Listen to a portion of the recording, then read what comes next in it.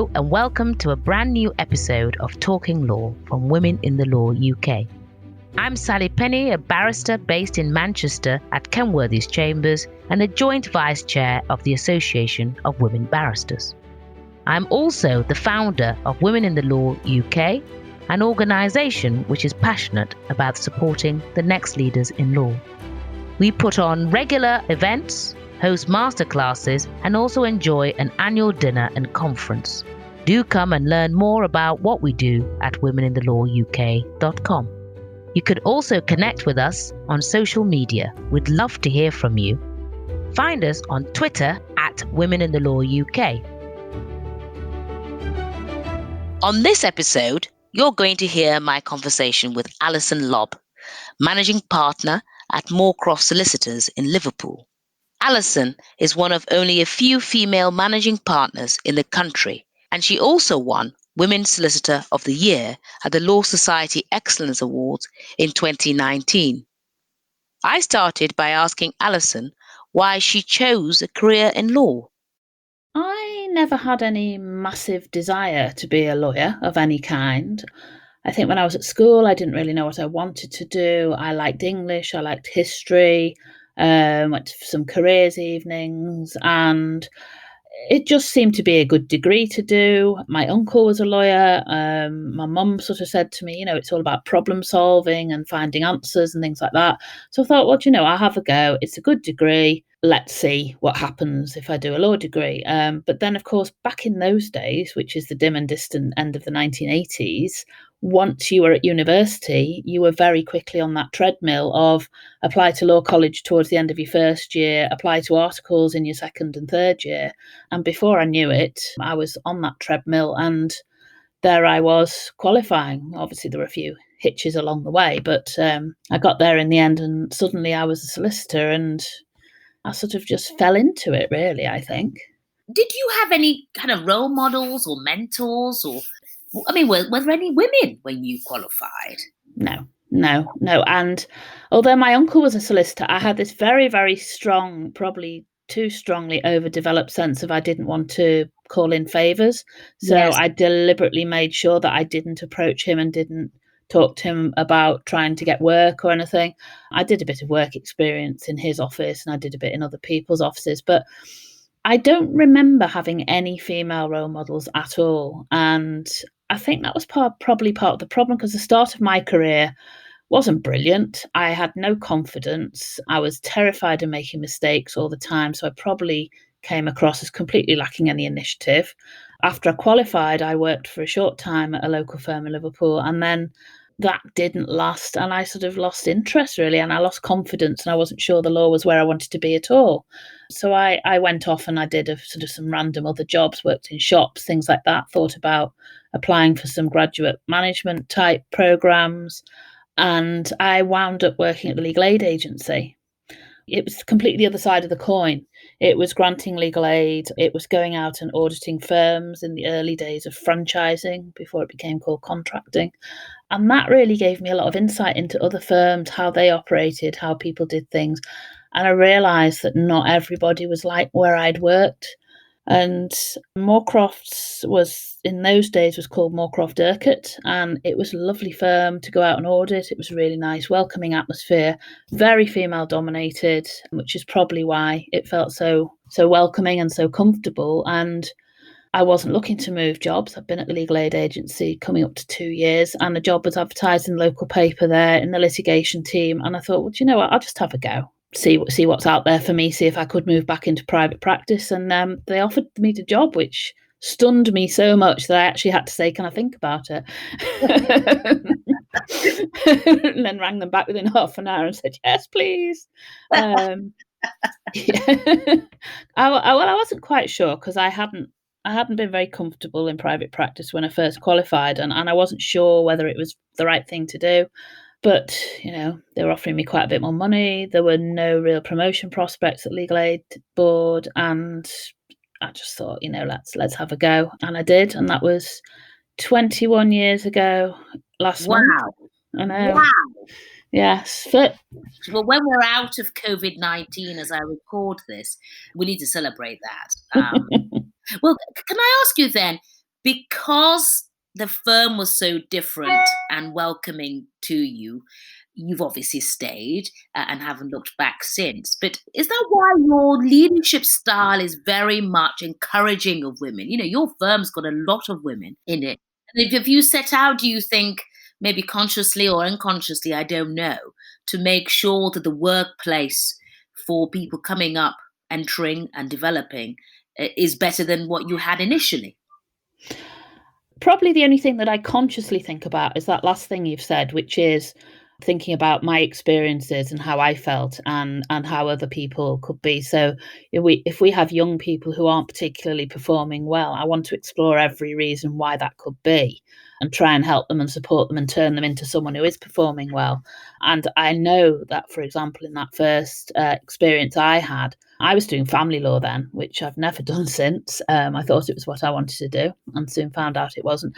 But I came from a firm where I was doing purely legal aid work and went into a firm where it was very much privately paying work, and I'd never had to send a bill to a client, and I didn't know what to do and how to do it, and nobody told me how to until a few months down the line when they said to me, "You're not meeting your targets," but they didn't tell me what the targets were. And so I think it's really important to actually find out, if people are moving from other firms, for example, what they know and what they don't know, because no two firms are the same, and to make sure that they actually they understand everything and you explain it to them in so much detail, because we tend to assume people know how to do things. And if they come from a firm where the training has been different or the process has been different, then they don't necessarily know those things at all. Yeah, absolutely. Your firm has won many awards. You have won many awards, from the Northern Power Women Awards to, Law Firm of the Year. Honestly, they're so long in the research. But I wondered if we can focus on the business of law and what a managing partner does in a law firm, and why you became managing partner. Because when you were president of Liverpool Law Society, a role that you played so wonderfully well, your theme was focusing on connecting with the law and the business community. And quite often, I think we feel there's a disconnect actually there. Can you just tell us a bit about that? Okay, there's an awful lot of things in that question, aren't there? Um, as you say, I was president of Liverpool Law Society in 2016, and it was a habit then for incoming presidents to be asked, "What's your theme?" I became managing partner of my firm in 2014, so I hadn't really been that long in that job either when I became Liverpool Law Society president. And I sort of sat down and I thought about it, and I thought, well, one of the things that I'd really learned very quickly through becoming managing partner was how you have to run a law firm as a business. And a lot of firms seem to not appreciate that they were a business like other businesses. They had an old-fashioned traditional partnership model, which isn't far off. We're an LLP, but it's the same thing. We have a partnership model, we have a board, but it's a collegiate decision-making process, which often drives you a bit mad. Law firms seem to think they're on some kind of a pedestal and they're different and they don't get hit by the problems other businesses do. Sometimes their business model is a bit different, the way they earn their money is different, and the way they look after their people is different. But at the end of the day, we're all businesses and we're in business to make money. And the way that law firms make money is by helping people. But at the end of the day, if we didn't make money, we wouldn't be in business. A lot of the young people coming through are very idealistic. When they're asked, why did you come into the law? The first thing they'll say is to help people. And I think it's really important when they come into a firm that we teach them about the commercial side of things and the commercial awareness, and the fact that, yes, we all want to help people, but they need to make sure they make money at the same time, because otherwise there will be no business. And so thinking along those lines, and what we had done, we joined quite a lot of networking organisations outside of the law and the professional sphere. So we were going to sort of events like restaurant openings and bar openings and theatre events and things that are away from the legal sector completely. And I'd made quite a lot of contacts in other types of businesses. I'd been on a couple of boards and I'd learnt about how other businesses worked. And I felt that was really important, that law firms had a bit more cohesion around that and were more embedded in the business community. and didn't feel themselves as being separate all the time. So I said that my theme for that year was going to be the law is a business. And one of the things we did as part of that year, as my big event as president, we set up the Liverpool Professionals Dinner. So we brought together, rather than just having a law society dinner and an accountant's dinner and this, that, and the other, we brought together as many different professions as we could and had a professionals dinner, which went down really well, actually, and was a great way to sort of bring different parts of the business community together. And even after that, I've kept up a lot of involvement. I'm chair of the policy committee at the Chamber of Commerce. I'm vice chair of the local branch of the IOD. I'm on the board of a charity. And I think it's so important to not operate in a silo and be part of everything and have your finger on the pulse of the economy and what's going on locally and how businesses operate. And, in times like particularly in the whole pandemic, a lot of that's so important, just to be able to make agile decisions and not be stuck in this creaky, we're a legal business type machine. Do you think you've always had a bit of an entrepreneur flair about you? I don't know, really. I do think that if I had my time again, I probably wouldn't have gone into the law at all. I feel like the law for me was just a sort of a stepping stone in some ways. I probably would have gone into something that was far more on the managerial side. I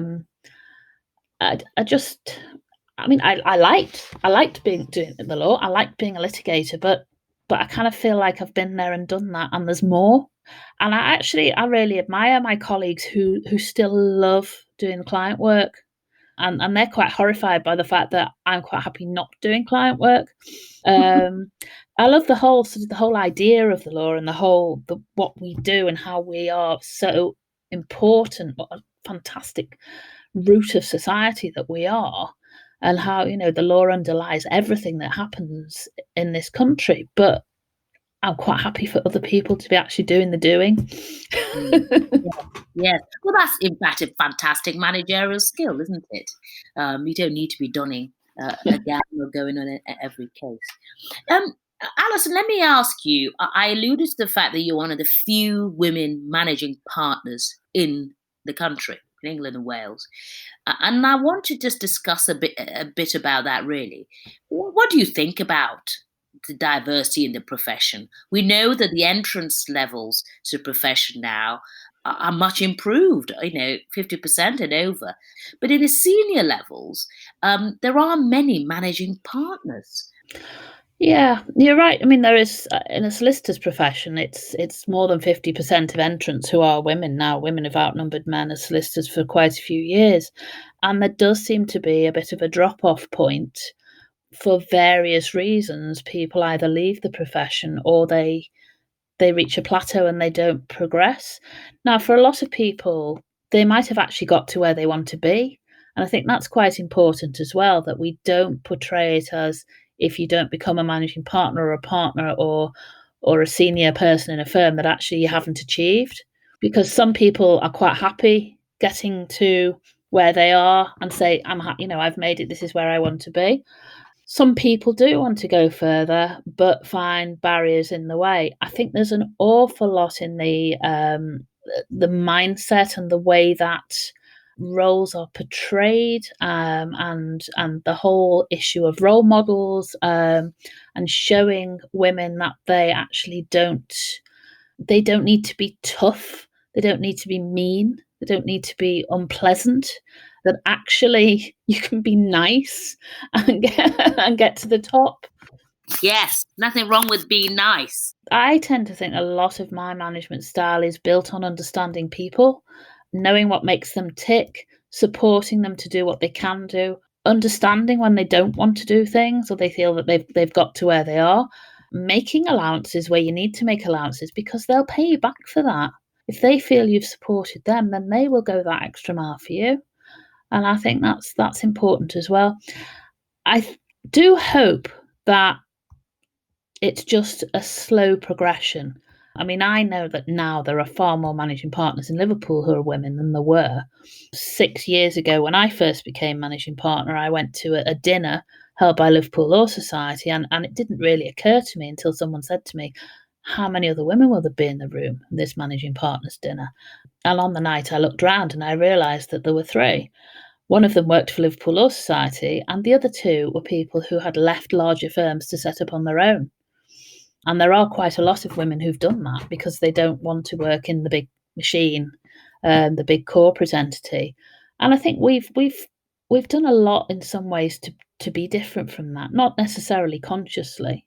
I think it's because Moorcroft has always had a very high family law reliance, and women tend to be attracted to family law for whatever reason, probably just because they're good at it, because they're good with empathy.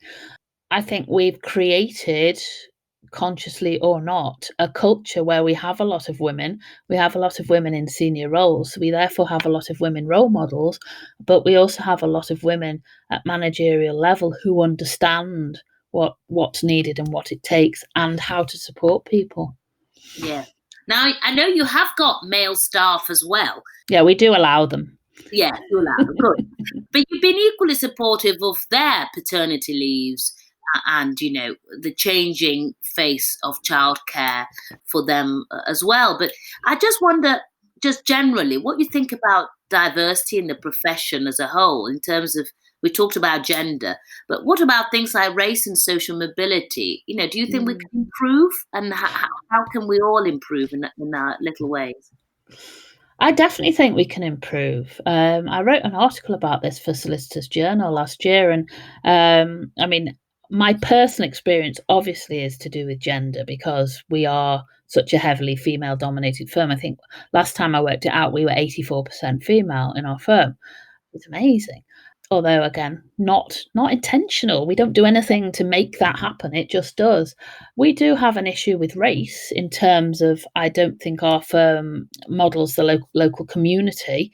It's not something it's certainly not conscious, because obviously you interview the applicants who come for interview, and it's actually very, very rare that we get applicants for jobs who aren't white women normally and some white men. We have a small proportion of people from different ethnic backgrounds. We have a small proportion of people of different sexualities, and we welcome everybody, and we don't sort of count and we don't have quotas. But yes, I am looking at ways that we can maybe look further afield. Is this because of the city that we're in? Most of the people who come to work for us are from Liverpool or move from other jobs in Liverpool. And I don't think the Liverpool legal community really reflects the racial makeup of a city, which, after all, as a major port city, has cultures all over the world here. And you've got 2 fantastic universities and 2 fantastic football clubs, which attract the best, graduates, really. So this is an interesting point you make, that actually perhaps the graduates are leaving. And, even the football clubs, until relatively recently, were not that diverse, but that's a different subject, isn't it? So it is interesting and good to hear you're looking at I know you've always been looking at this, because I'm always asking you as well, of trying to improve that. So you think we can improve in those areas? I think we can, and it's not for want of trying at the moment, but I'm sure there is more trying we can do. And I'm really keen and open to other ways of making us more culturally diverse. You touched on social mobility as well, which I think is interesting. I mean, we're very keen to support people from backgrounds where they wouldn't maybe normally get into law, and we go out into schools quite a bit. We work with lots of different organisations. We take in lots of people on work experience. We try and support them. We haven't run any legal apprenticeships, but we are interested and keen to do that at some stage. But I think that's really important, and certainly in Liverpool generally, there's quite a big movement to say, look, anyone can come into the law. Yes. It doesn't matter what school you went to or where you grew up. Yeah. Tell me then, can I ask you about advice, tips and guidance for people perhaps entering the law now, things they could do, maybe 3, to improve their chances maybe, and maybe a bit of advice and guidance for those who are in the law to remain in it, because there's still a retention issue, particularly at the bar, which I know is different to solicitors. But any kind of tips or advice for people entering the law and those who are practicing law to remain in it? Because it is a marathon, not a sprint. You've been a solicitor for a very, very long time. Sorry, I don't mean that to be ageist. You're very experienced, is what I mean. And so I think that you're very wise in that respect, and perhaps can share with us, just a couple of tips that you might want, if you were starting again, you might want to have been told. You do make me feel very old. Yeah, I've been a solicitor for 27 years. You've just made me realise this year. So that does seem an awfully long time. I think it's very, very different now. I mean, when I went to university, I didn't get a grant. My parents had to pay for my maintenance, but I got a grant for my fees. I did have to pay my own way through law college, and I came out with a debt, but nothing like students have now. And I think the problem with that is that it makes people so much more impatient to get somewhere more on the career ladder, but because they've got to pay those debts off. That's entirely understandable, but it's so much more competitive now. When I finished law college and went to do articles, that was in 1990, I think, 91. Again, that was a time when jobs were hard to come by. There was a lot of competition for training. Some of the large London firms were actually reneging on articles for people because they just couldn't sustain it. And so it was very different then, but I think it was a bit different to be in that position then, when you didn't have all that debt hanging over you and the expectation as to what you'd paid for and what you needed to get and how you needed to achieve all the time.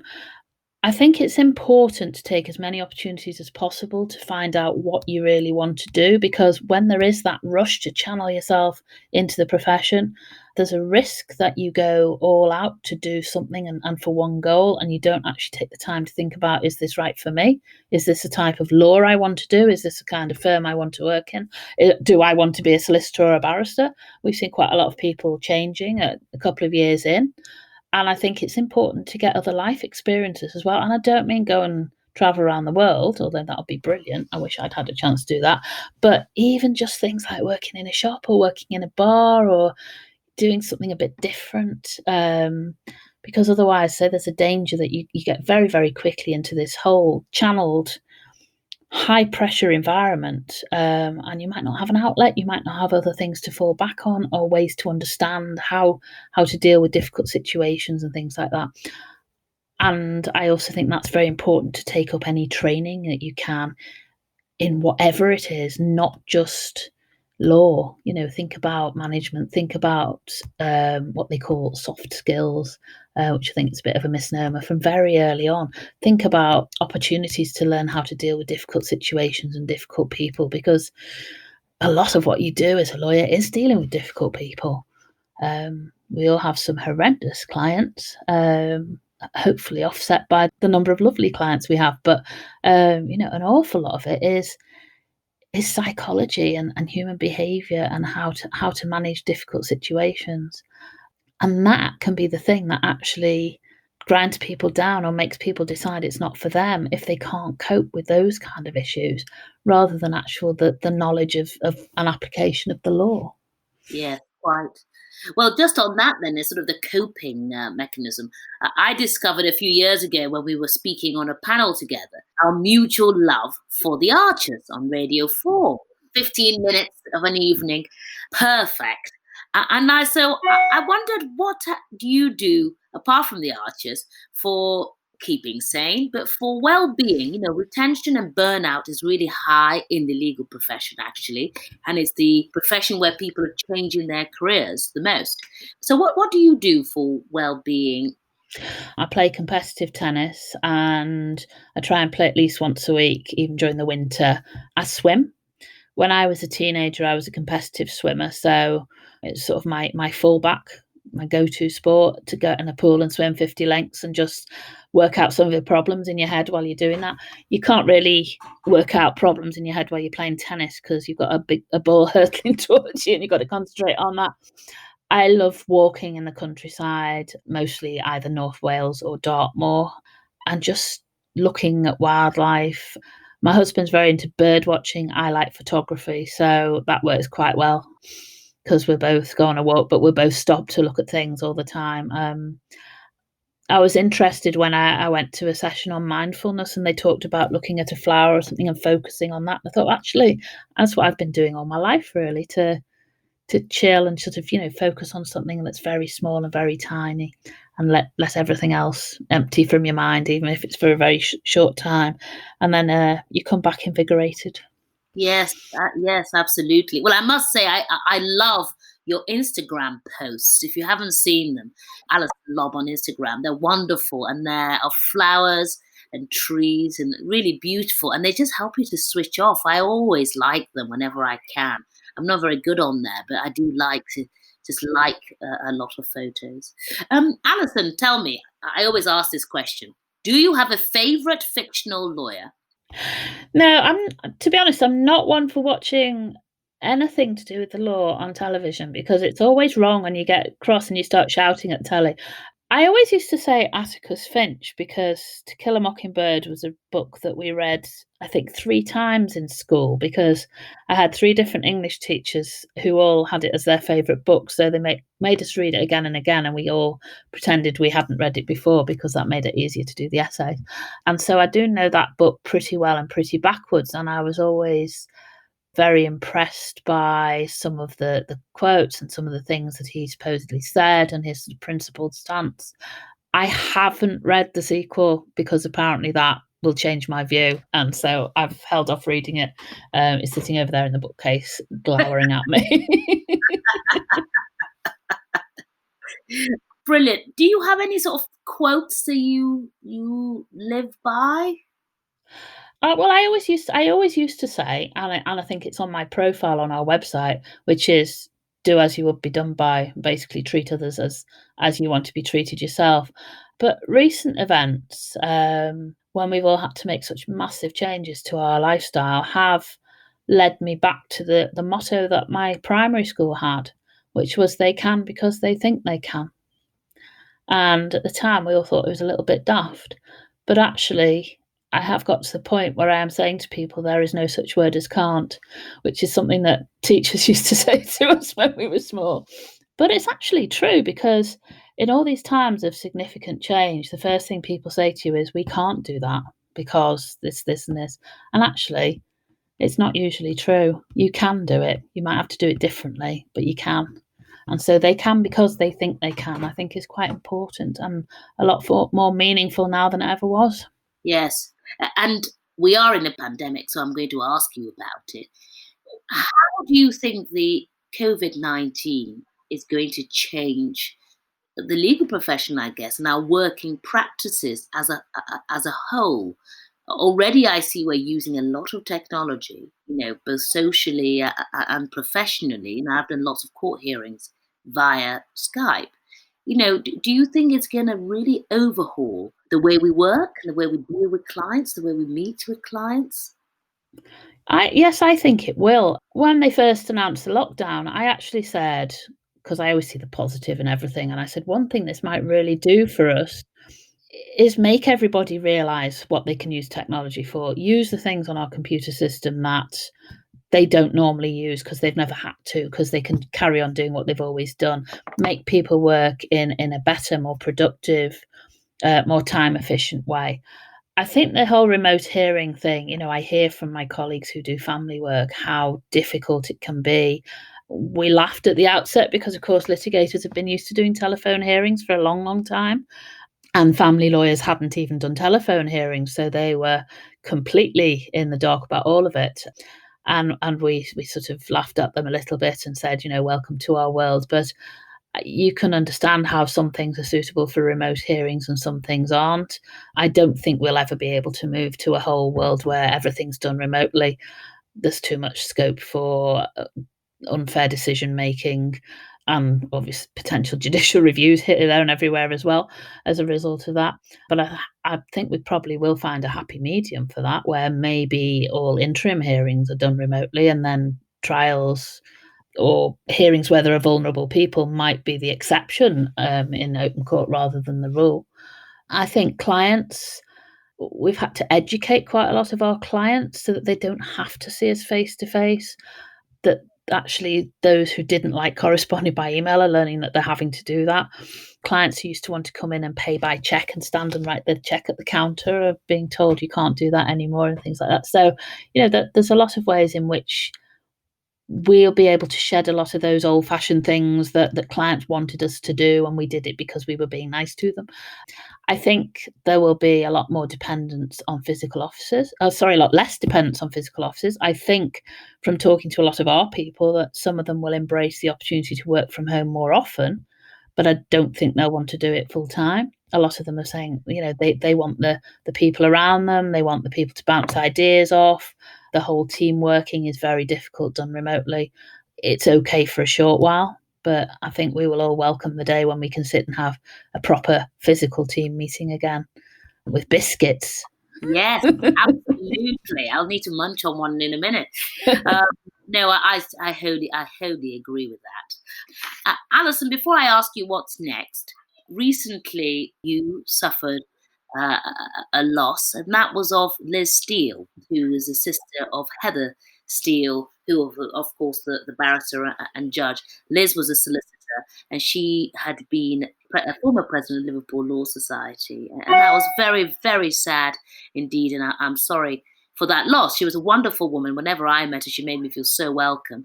But I wonder, what impact does she have on you as a young solicitor in Liverpool, really? Having, those sort of senior women solicitors, actually, and a past president.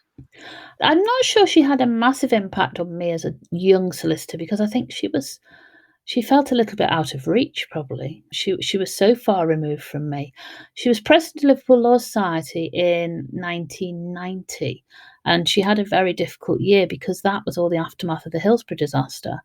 The Liverpool legal profession were, of course, very involved in the fallout from that and helping the families. And it was another 15 years. 15 years before we had another female president. So she had a massive impact. Everybody knew Liz or knew of her. She's a lovely, lovely lady, reminiscent in quite a few ways of Lady Hale, I think. I saw a lot of similarities in them. She was a real groundbreaker. She wasn't just the first female president of the Liverpool Law Society. She's the first female president of the Athenaeum, which is a gentleman's club in Liverpool. Though actually, I digress, but actually very groundbreaking at Gentlemen's Club, because they used to allow suffragette meetings there. And it was one of the first gentlemen's clubs to admit women. So she probably wasn't the complete groundbreaker in the Athenaeum, but she went a long way towards it. And she really did, I think, lead the way for a lot of other women in the law. Yes. So my final question is, what's next? I often ask about the Supreme Court, the district bench. I'm not going to ask you because I know what you'll say. But I just wonder what's next. I alluded to the fact that earlier last year, you won Solicitor of the Year, the Law Society Excellence Award, which is a national award of excellence. And I was so delighted for you. But I wonder if it's not the bench and if it's not something else, you haven't written any memoirs. What about national presidency of the Law Society of England and Wales? Have you got any plans there? No, not at the moment. The National Law Society role is one that takes up a lot of time, a lot of dedication. It's a full-time job. It means a whole year taken away from your work, and in the 2 years in the run-up, the vice president's role is more or less sort of 50-50, working in your own work and representing the Law Society. So, and this is one of the problems that the Law Society has always had, because a lot of the people on the council are older, are probably at the end of their careers, don't represent the profession fully.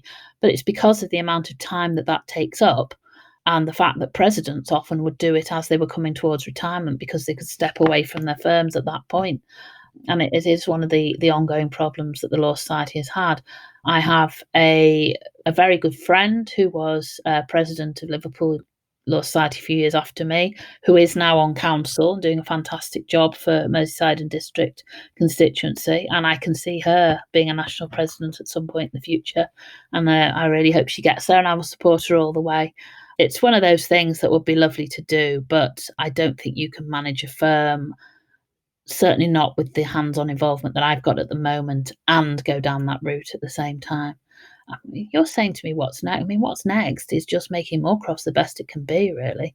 We've got a lot of fantastic young people coming through, and I want us to be in a position where we can keep those people, we can train them, we can bring them through, and they will be the future of our firm.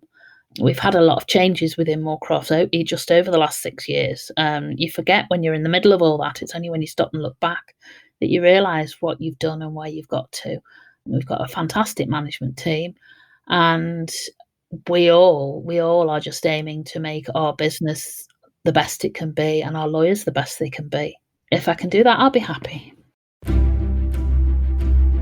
A huge thank you to award-winning solicitor and managing partner Alison Lobb. Thank you again for listening to Talking Law with me, Sally Penni. Do connect with me on Twitter @SallyPenny1. We'd love it if more people heard our podcast, so if you could spare just a couple of minutes to leave us a review, that will help people find us. Until the next episode, do check out the latest Women in the Law UK book. It's a look at how far the profession has come in the last 100 years, featuring career and well-being advice from women and men. It's available now on Amazon. Just search for Talking Law by Sally Penni. And don't forget to visit us at womeninthelawuk.com for all the latest news about our organisation. We look forward to connecting with you. Talking Law was produced by Sam Walker and is a What Goes On media production. Bye for now.